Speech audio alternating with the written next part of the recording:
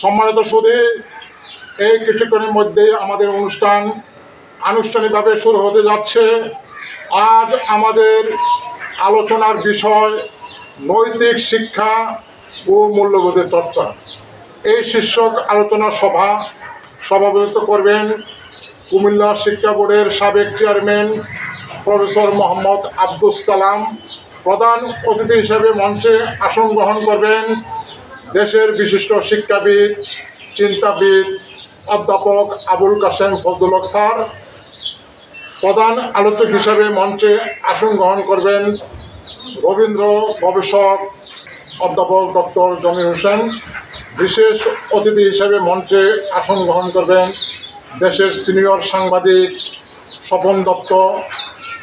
বিশেষ অতিথি হিসেবে মঞ্চে আরও আসন গ্রহণ করবেন নজরুল গবেষক ও বিশিষ্ট অনুবাদক মাহবুবুল হক।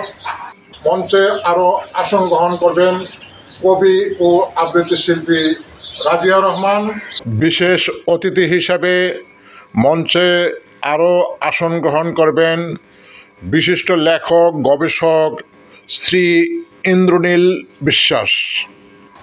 এখন মাননীয় সভাপতিকে বিনীত অনুরোধ করছি অতিথিদের নিয়ে মঞ্চে আসন গ্রহণ করার জন্য।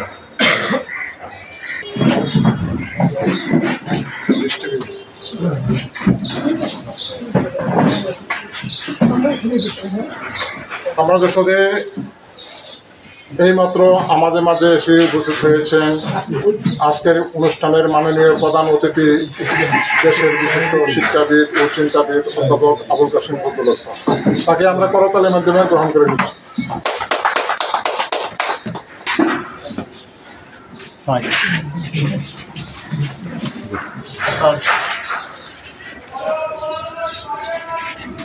পরিচয় রয়েছে, উনি আমার সম্মান কেন্দ্র বোর্ডের সাবেক চেয়ারম্যান,